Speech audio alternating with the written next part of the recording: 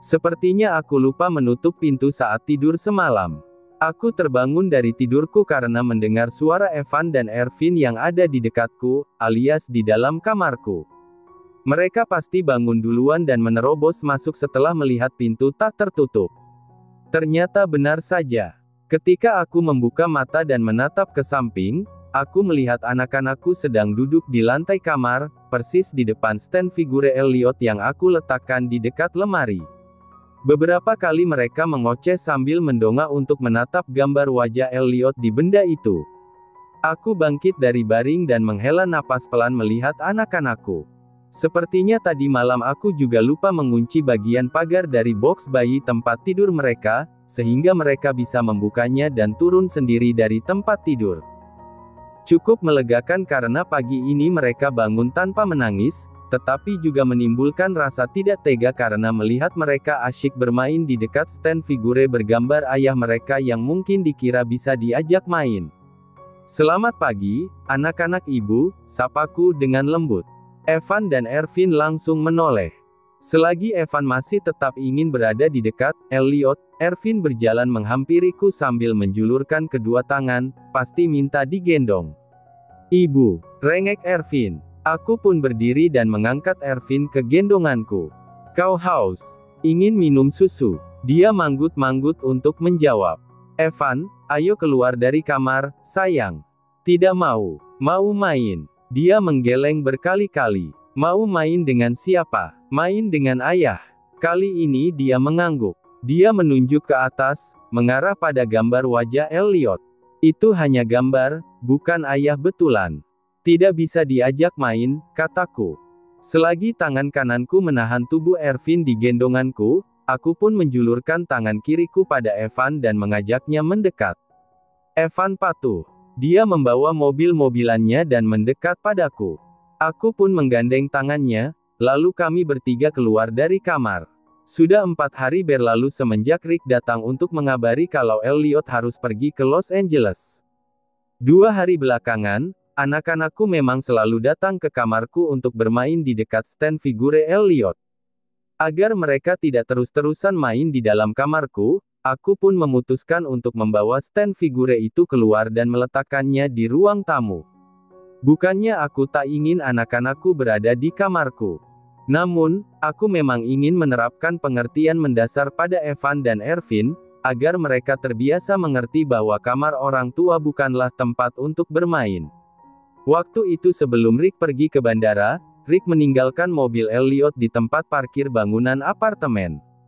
Kunci mobil itu pun ternyata digantung di bagian belakang stand figure yang Rick bawakan sebelum pergi. Rick sempat mengirim pesan padaku, mengatakan kalau mobil sedan mahal itu Elliot berikan untukku, sehingga aku bisa beraktivitas dan berpergian dengan mudah. Jujur, aku menantikan Elliot menghubungiku selama berhari-hari. Aku ingin mengucapkan terima kasih pada suamiku itu atas semua pemberiannya, pun juga ingin menanyakan kabarnya. Aku belum mendapatkan kabar apa-apa, tak kunjung pula dihubungi oleh Elliot. Selama berhari-hari, aku sadar kalau aku merindukan Elliot. Padahal, setelah aku kabur dari New York beberapa tahun yang lalu, baru sekitar 3 minggu aku bertemu lagi dengannya yang menemukan keberadaanku di kota ini. Aku tak tahu kapan Elliot akan kembali. Ingin menghubunginya pun aku merasa ragu, karena khawatir dia sangat sibuk di Los Angeles dan aku malah merecoki waktunya. Setelah selesai membuatkan susu untuk Evan dan Ervin, suara seseorang yang memanggilku dari luar pintu terdengar. Aku mengenali itu adalah suara Nenek Berta, sehingga aku segera membukakan pintu. "Syukurlah kau sudah bangun. Maaf mengganggumu, nak. Bolehkah aku meminta madu milikmu? Aku sedang masak, lalu baru sadar kalau madu di dapurku habis. Franz harus ke kota sebelah bersama atasannya pagi ini. Aku ingin dia sarapan dulu." "Tentu saja boleh, Nek. Ayo, masuklah. Biar aku ambilkan madunya." Nenek Berta langsung menyapa Evan dan Ervin yang ada di ruang tamu, sementara aku beranjak ke dapur untuk mengambil botol madu dari lemari penyimpanan. Begitu aku menghampiri Nenek Berta, dia melirik ke arah stand figure Elliot yang memang baru saja aku keluarkan dari kamar. Mengapa ada benda seperti itu di sini? Mengejutkan sekali, kata Nenek Berta. Dia memandang ke sekeliling, lantas setelah kembali menatapku, dia bertanya, suamimu tidak ada, ya? Iya, dia sedang pergi, jawabku. Nenek Berta menghela napas. Dia pasti tidak akan kembali ke sini, lalu membiarkanmu hidup sendirian lagi bersama anak-anakmu seperti 2 tahun belakangan.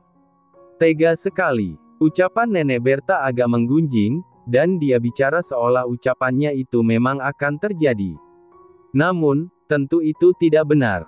Aku percaya Elliot akan kembali ke sini, sebab dia hanya pergi untuk mengurus kepentingan yang mendesak. Selama ini dia pun menungguku sampai aku bisa pulang bersamanya ke New York. Lily yang cantik, aku sudah bilang padamu. Menikah saja dengan Franz. Kau dan putraku sangat cocok. Semua orang tahu bahwa tentara dan dokter memiliki konsep hubungan yang mengagumkan. Franz pun menyayangi anak-anakmu, dia juga sangat bertanggung jawab dan akan membahagiakanmu. Aku tidak tahu harus memberi respons macam apa. Namun, aku sempat melirik ke arah stand figure Elliot. Aku merasa bahwa pose Elliot yang melipat kedua tangan di depan dada, serta tatapan mata coklatnya yang tajam itu, seolah mengarah lurus padaku dan sedang berkata, aku mengawasimu. Aku mengulum bibir sejenak untuk menahan senyum ketika tiba-tiba saja terbesit di kepalaku bayangan bagaimana suara galak Elliot terdengar saat mengatakan itu. Beberapa saat kemudian, aku menatap Nenek Berta dan berkata, suamiku sedang ada urusan bisnis, Nek. Dia pergi hanya beberapa hari saja, setelah itu akan kembali lagi ke sini. Nenek Berta menghela napas. Paras lembut di wajahnya yang sudah keriput itu terlihat agak kecewa dengan perkataanku kalau Elliot akan kembali. Aku tak tahu alasan lain paling valid apa yang membuatnya merasa kecewa selain karena dia tidak suka dengan keberadaan suamiku. Tahu begitu, 1 tahun yang lalu sebelum Franz pergi ke Timur Tengah untuk bertugas, harusnya kupaksa Franz untuk melamarmu dan langsung menikahimu, karena saat itu aku berpikir kalau kau hidup sendirian akibat suamimu tidak mau bertanggung jawab. Kau pasti tak akan menolak, tutur Nenek Berta. Baru kali ini aku melihat Nenek Berta kesal sampai seperti ini, ditambah alasan kesalnya pun karena dia ingin aku jadi menantunya. Nenek, aku ini istri orang. Franz pasti akan menikah dengan wanita yang jauh lebih baik dan hebat sepertinya. Aku menanggapi dengan santai dan tetap sopan, lalu merangkul lengan Nenek Berta dan mengajaknya duduk dulu agar kubuatkan teh tawar hangat untuknya. Aku harus menyelesaikan masakanku, Nak. Tidak sempat minum teh di sini, kata Nenek Berta. Kalau begitu, mau kuantarkan tehnya ke unitmu. Astaga, anak ini manis dan baik hati sekali. Seharusnya kau jadi menantuku. Sisa umurku akan sangat tenang jika putraku memiliki istri sepertimu. Nenek Berta menghela napas. Tapi tak usah. Aku bisa bikin teh sendiri nanti. Setelah Nenek Berta berpamitan pergi sambil membawa sebotol madu, aku pun segera melanjutkan mengurus anak-anakku dan bersiap untuk berangkat ke rumah sakit. Hari ini aku menitipkan Evan dan Ervin di daycare saja, sebab khawatir Nenek Berta akan pergi dan aku malah merepotkannya karena menitipkan anak-anakku lagi. Ayah! Seru Ervin tiba-tiba saat aku baru saja selesai mandi dan akan masuk ke kamar untuk ganti baju. Aku refleks melangkah mundur, lalu langsung menatap ke arah pintu. Sungguh, aku sangat berharap Ervin berseru seperti barusan karena melihat kedatangan Elliot yang sudah kembali. Namun ternyata, aku hanya kepalang berharap. Rupanya Ervin berseru begitu karena salah satu tokoh kartun di televisi yang dia tonton sedang memanggil-manggil ayahnya, sehingga dia meniru dan ikut-ikutan menyebut, ayah. Pada pukul 5 sore, aku pulang tepat waktu dari rumah sakit. Menggunakan mobil yang ditinggalkan oleh Elliot untukku, aku langsung menjemput Evan dan Ervin dari daycare. Kumandikan mereka sebelum makan malam, lalu mereka tidur tepat pukul 9. Aku memeriksa persediaan barang penting untuk anak-anakku, dan ternyata vitamin mereka sudah habis. Persediaan bahan di dapur juga tidak tersisa banyak, sementara aku butuh bahan untuk memasak sarapan besok pagi. Maka dari itu, setelah memastikan anak-anakku telah tertidur pulas, pukul 10 malam aku memutuskan pergi sebentar ke apotek dan supermarket yang jaraknya dekat dari apartemen. Jalan kaki pun tidak sampai 7 menit. Setelah membeli vitamin balita di apotek dan selesai belanja, aku keluar dari supermarket sambil memegang kaleng minuman rasa buah. Selama belanja, aku tak henti memikirkan Elliot. Ini sudah 4 hari dia pergi, besok 5 hari. Mengapa dia belum kunjung kembali? Aku masih menyimpan dengan baik surat darinya, katanya dia pergi hanya 2 atau 3 hari saja. Apakah dia masih sangat sibuk? Aku berjalan lambat selagi meminum minuman kalengku. Pandanganku menelusuri sekeliling jalanan yang sudah sepi, lantas langkahku berhenti saat aku melihat di seberang jalan sana ada seorang pria bertubuh tinggi yang baru keluar dari toko roti. Louis, ya, gumamku sambil memicingkan mata, memastikan kalau yang kulihat itu memang Louis. Tidak persis berseberangan denganku, jaraknya pun juga cukup jauh, tetapi aku masih bisa melihatnya. Jika aku sedikit berteriak untuk memanggil, pasti bisa terdengar. Aku yakin penglihatanku tak salah. Louis sedang bersama seorang wanita parubaya yang rambutnya sudah memutih, berjalan beriringan dengan wanita itu menuju mobil putihnya yang terparkir di depan toko. Dengan spontan aku menebak kalau wanita itu adalah ibunya Louis. Aku berniat untuk menyapa Louis, tetapi tiba-tiba saja ponselku berdering panjang. Aku pun mengapit kaleng minuman menggunakan lenganku, lalu merogoh saku jaket putih yang kukenakan untuk melihat siapa yang menelepon. Senyumku langsung mengembang ketika kudapati nama Elliot tertera di layar ponselku. Tak pakai pikir panjang, aku langsung mengangkatnya. "Halo, Elliot," sapaku kegirangan. "Kenapa ceria sekali? Kau menunggu telepon dariku?" Tidak, tapi, iya, maaf. Aku sibuk mengerjakan banyak hal." Aku menghela napas pelan dan mengangguk, seolah Elliot dapat melihat anggukan itu. "Aku mengerti kau pasti sibuk. Kau sedang apa? Mengapa belum tidur?" Tadi aku baru selesai menidurkan Evan dan Ervin, lalu keluar sebentar untuk belanja. "Belanja malam-malam?" Terpaksa, jawabku sambil terkekeh pelan. Senyumku kian mengembang ketika mendengar suara Elliot yang turut terkekeh di seberang sana. Aku membayangkan wajah tampannya yang selalu kukagumi saat dia sedang tertawa. "Kau bagaimana? Masih sangat sibuk?" "Ya. Apa kau sedang di penginapan dan sudah bersiap untuk tidur? Tidurmu nyenyak selama berada di La. Walaupun kau sangat sibuk, tapi kau tidak lupa makan, kan? Kau harus banyak mengonsumsi tuna. Aku lihat di berita, cuaca di sekitar California cukup rendah, tapi kau tidak kedinginan, kan? Kau selalu pakai baju hangat." Aku bingung harus menjawab pertanyaanmu yang mana dulu saking banyaknya. Cerewet sekali. Aku mengerucutkan bibir dan sedikit menundukkan kepala. "Aku mengkhawatirkanmu, Elliot." Elliot tidak langsung menanggapi. Aku menunggu dengan sabar. Pandanganku sempat tertuju pada Louis di seberang jalan sana yang sedang membantu ibunya masuk ke mobil sambil terlihat asyik mengobrol dan tertawa bersama. "Apa kau merindukanku?" tanya Elliot kemudian. Fokusku pun kembali tertuju pada Elliot yang meneleponku. "Tentu saja. Kau sendiri. Apa kau merindukanku?" "Ya." Jawaban Elliot sangat singkat, sampai aku merasa sedih dan ragu pada kesungguhan jawabannya kalau saja tak ingat bagaimana wataknya. "Aku suka melihat rambutmu diikat seperti itu. Kalau digerai pun sangat menawan, tapi kau terlihat manis dengan rambut terikat." Perkataan Elliot membuat keningku langsung berkerut. Saat ini rambut coklatku memang aku kuncir kuda. Namun, aku heran mengapa Elliot bisa bicara begitu seolah tahu penampilanku sekarang. "Berbaliklah," kata Elliot. Aku terdiam sejenak, lalu menoleh ke belakang dan berbalik. Rasa senangku langsung mencuat ketika mendapati pria yang kutunggu-tunggu, kini berdiri sekitar setengah meter dari posisiku. Senyumku kian mengembang. Aku menurunkan tas belanjaan yang kupegang, lalu tanpa mengakhiri telepon yang masih menyala, aku langsung mendekat pada Elliot dan beringsut memeluknya. "Kenapa lama sekali?" tanyaku sambil menyandarkan kepalaku di dada bidang Elliot. Dia membalas pelukanku dan mencium puncak kepalaku.